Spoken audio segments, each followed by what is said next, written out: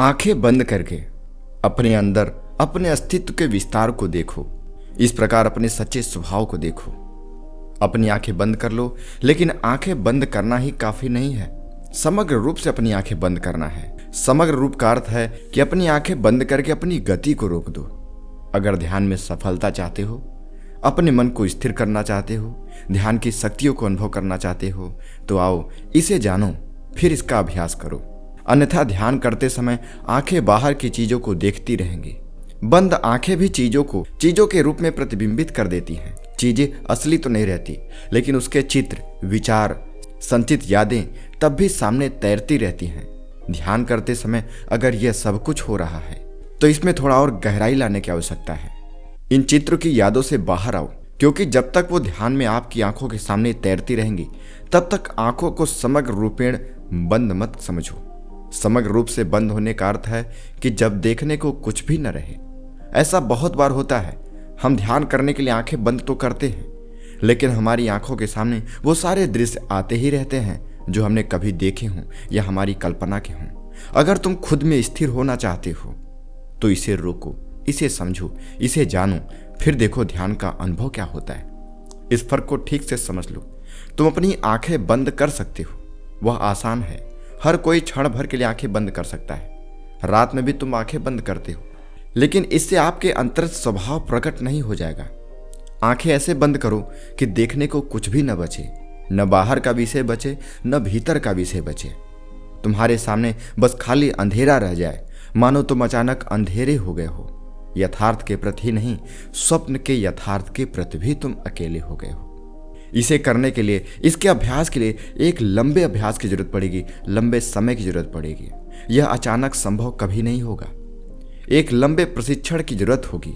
आंखें बंद कर लो जब भी तुम्हें लगे कि यह आसानी से किया जा सकता है, और जब भी तुम्हारे पास समय हो, और आंखों की सभी भीतरी हलचल को बंद करने का प्रयास करो। अपने अंदर किसी भी तरह की गति मत होने दो। आंखों की सारी गतियां बंद हो जानी चाहिए। भाव करो कि आंखें पत्थर हो गई हैं, और आंखों की पथराई अवस्था में ठहर जाओ। कुछ भी मत करो, मात्र स्थिर रहो।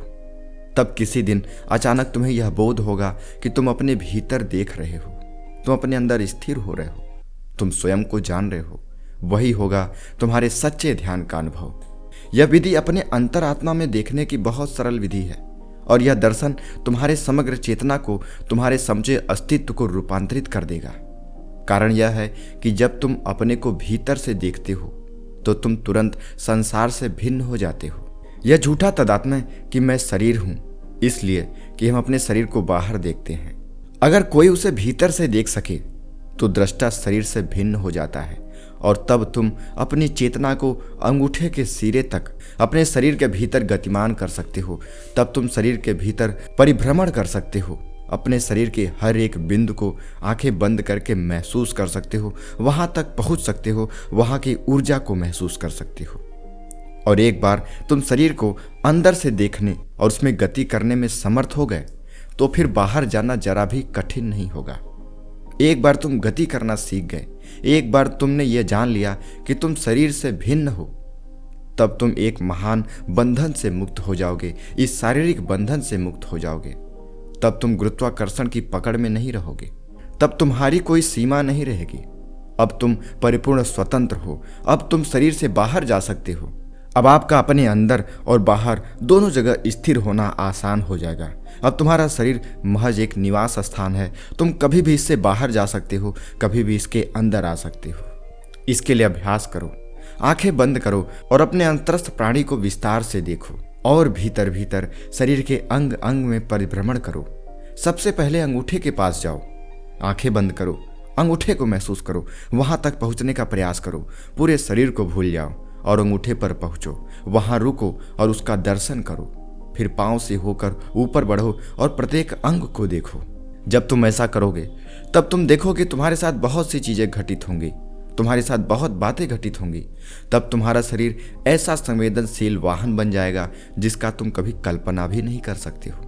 तुम्हारी सभी इंद्रियां बहुत ही तेजी से एक्टिव होंगी, अपने विस्तार, अपने वृहद रूप में आएंगी, वो अपने सर्वोच्च शक्ति तक पहुंच पाएंगी।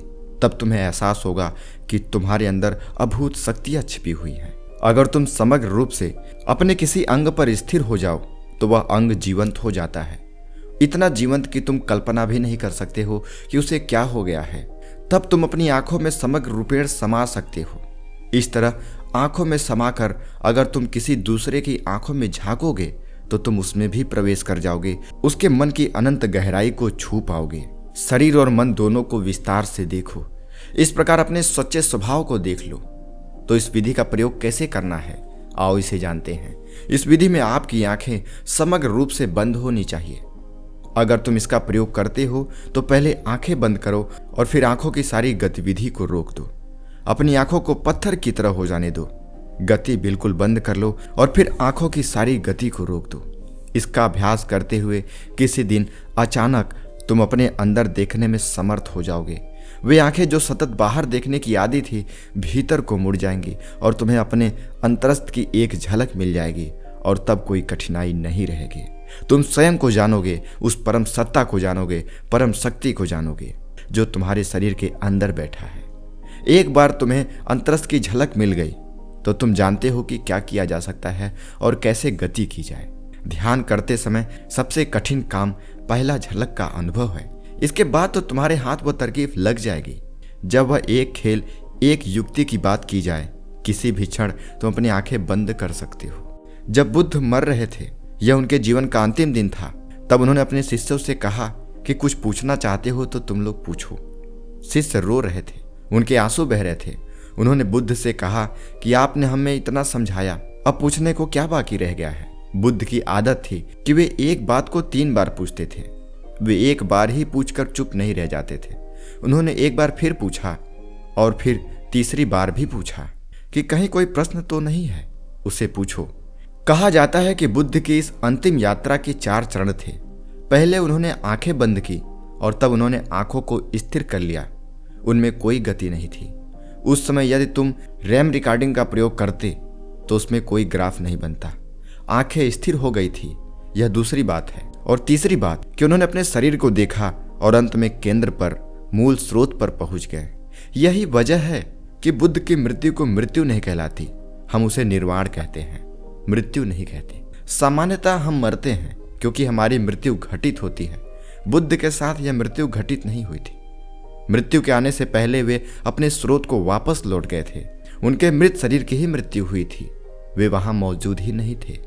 बौद्ध परंपरा में कहा जाता है कि बुद्ध की कभी मृत्यु घटित नहीं हुई। मृत्यु उन्हें पकड़ ही नहीं पाई। मृत्यु ने उनका पीछा किया जैसे कि वह सबका पीछा करती है, लेकिन वे उसके जाल में नहीं आए। मृत्यु उनके द्वारा छली गई। बुद्ध मृत्यु के पार खड़े होकर हंस रहे थे क्योंकि मृत्यु शरीर की होती है, आत्मा की नहीं होती।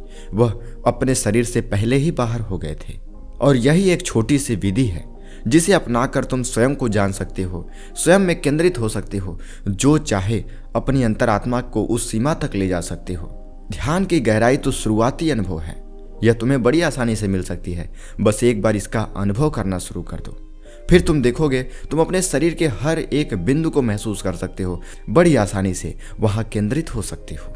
करना बस यही है, आंखें बंद करना है और कोई भी विचार नहीं लाने देना है। कोई भी विचार, कोई भी दृश्य, बाहर की हो, अंतर की हो, आज की हो या भविष्य की हो, कोई भी दृश्य आंखों के सामने नहीं होने चाहिए। आंखें समग्र रूप से बंद होनी चाहिए। जब तुम अपनी आंखें बंद करो तब यह अंदर देखने का पहला चरण है।